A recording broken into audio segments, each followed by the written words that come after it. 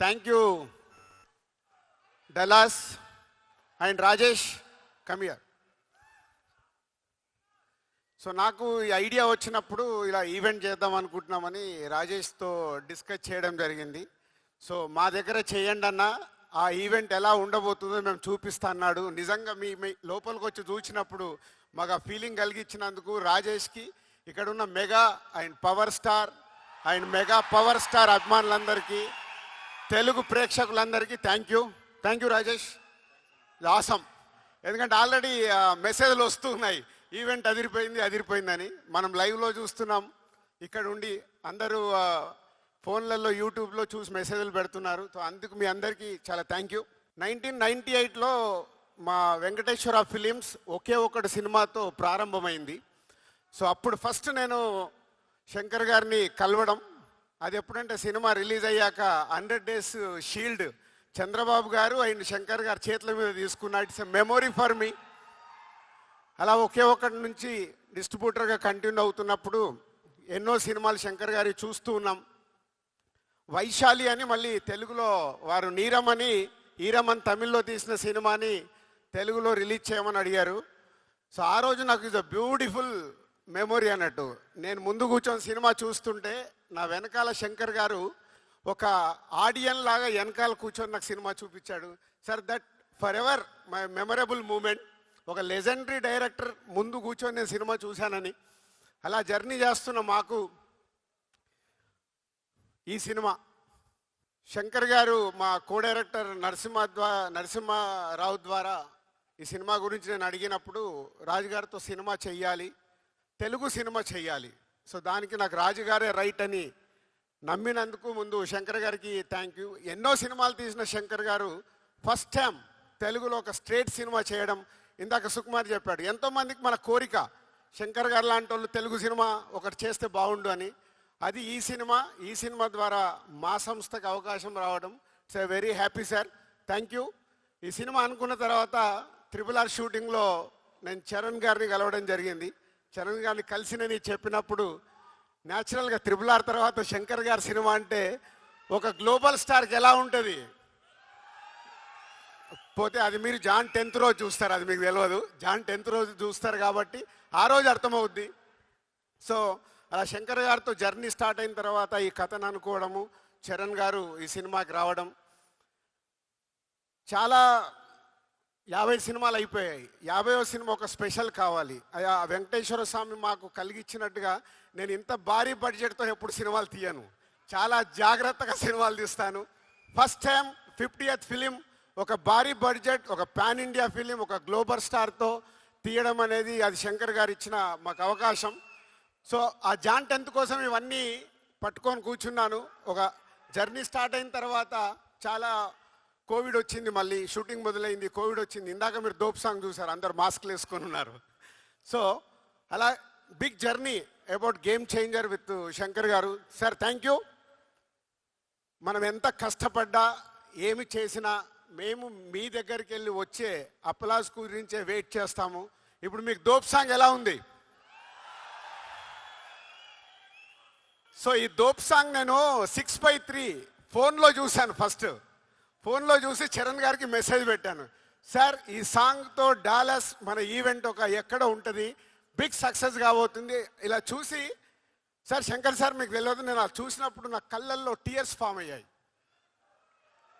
అంటే ఒక happiness.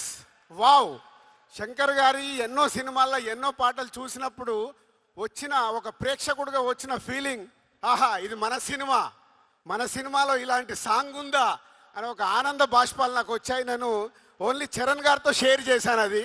So this song is going to blast అని. Thank you sir. అండ్ ఇలాంటి సినిమా మాకు రావడానికి, ఇంత పెద్ద సినిమా అవ్వడానికి కారణం next is a global star Ram Charan garu. Charan గారు అనగానే ఫస్ట్ నాకు గుర్తుకొచ్చేది మా కళ్యాణ్ గారే. అంటే చిరంజీవి గారి చాలా సినిమాలు ప్రేక్షకుల్లాగా చూసాం. ఎన్నో సూపర్ హిట్లు, ఘరానా మొగుడు, జయదేక వీడు, రౌడీ అల్లుడు, ఎన్నో సినిమాలు ఆడియన్గా ఎంజాయ్ చేశాను. కానీ డిస్ట్రిబ్యూటర్గా ఎంటర్ అయిన తర్వాత ఎంజాయ్ చేసిన సినిమా తొలి ప్రేమ. సో అక్కడ మెగా ఫ్యామిలీతో చిన్న బాండేజ్ స్టార్ట్ అయింది నాకు. ఇక అక్కడి నుంచి మీ అందరికీ జర్నీ తెలుసు. ఒక ఖుషి, గబ్బర్ సింగ్, ఇలా ఎన్నో సినిమాలు. కళ్యాణ్ గారితో సినిమా తీయడానికి చాలా టైం పట్టింది, అది కూడా కంప్లీట్ చేశాను వకీల్ సాబ్తో. సో అలా మెగా ఫ్యామిలీతో ఒక బాండే స్టార్ట్ అయిన తర్వాత ఎవడు చేశాము, అది కూడా సినిమా రిలీజ్ అయ్యి కరెక్ట్ 11 years అయింది. 2014 Jan 14th సినిమా రిలీజ్ చేసాం, అది సంక్రాంతికి.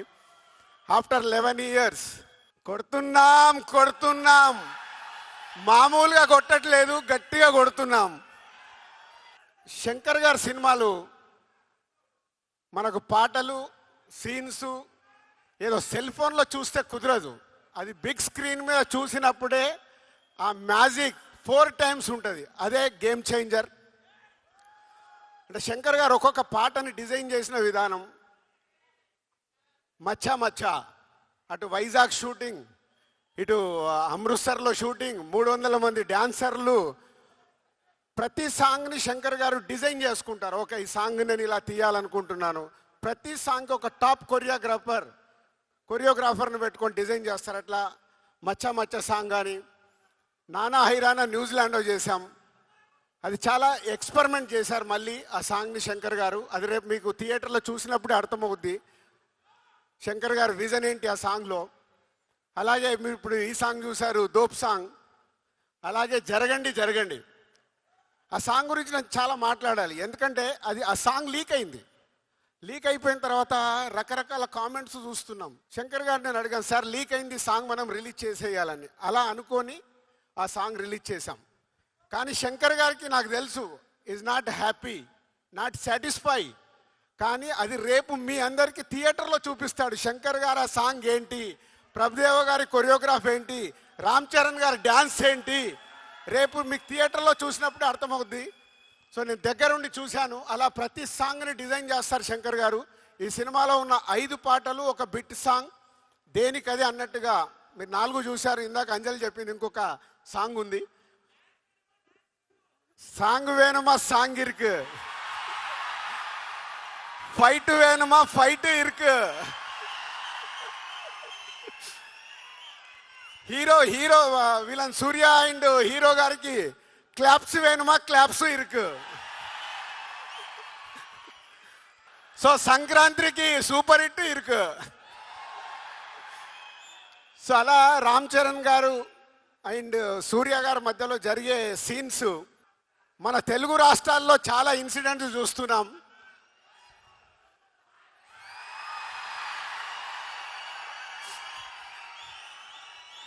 రేపు రెడీగా ఉండండి, పేపర్లు పెట్టుకోండి, జనసేన అవి పెట్టుకోండి.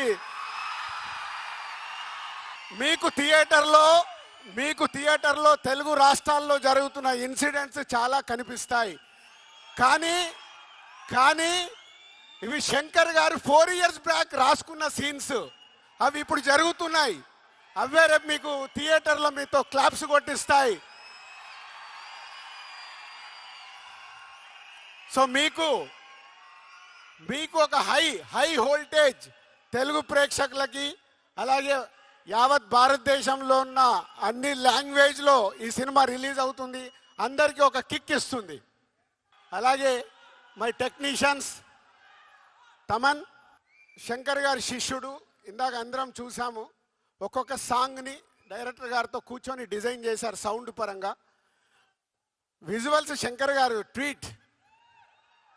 చాలా తిరు గారు and editors and other cost and crew ఈ సినిమా కోసం చాలా కష్టపడ్డాం. ఇది బిగ్ జర్నీ. ఆ జర్నీ ఎలాంటిదంటే, స్టార్ట్ అయిన దగ్గర నుంచి జనవరి 9 వరకు వదిలిపెట్టకుండా నడిపియాల్సిన బాధ్యత నాది. నడిపిస్తూనే తీసుకొస్తున్నాను. అలా నా వెనకాల ఉన్నందుకు టీం అందరికీ హ్యాట్స్ ఆఫ్. ఎక్కడ కూడా ఆ ఎనర్జీలు వదిలిపెట్టకుండా లేదు, శంకర్ గారు అనుకున్న సినిమా రావాలి. ఎందుకంటే హీరోలకి, డైరెక్టర్లకి, ప్రొడ్యూసర్లకి అందరికీ సక్సెస్లు వస్తాయి, ఫ్లాప్స్ వస్తాయి. ఇండస్ట్రీలో చూడండి కాదు, కొట్టినప్పుడే దాని వర్త్ తెలుస్తుంది. అలా ఈ సినిమాని పట్టుకొని నడిపించారు శంకర్ గారు ముందుండి. మొత్తం టీం అందరూ ఆ ఎనర్జీతో ఇంకా వర్క్ చేస్తున్నారు. జాన్ 10th మీకు ఒక అద్భుతమైన సినిమా చూపించడానికి దానికి హోల్ టీమ్కి ప్రత్యేకంగా thank you very much, thank you. And specially Dallas thank you.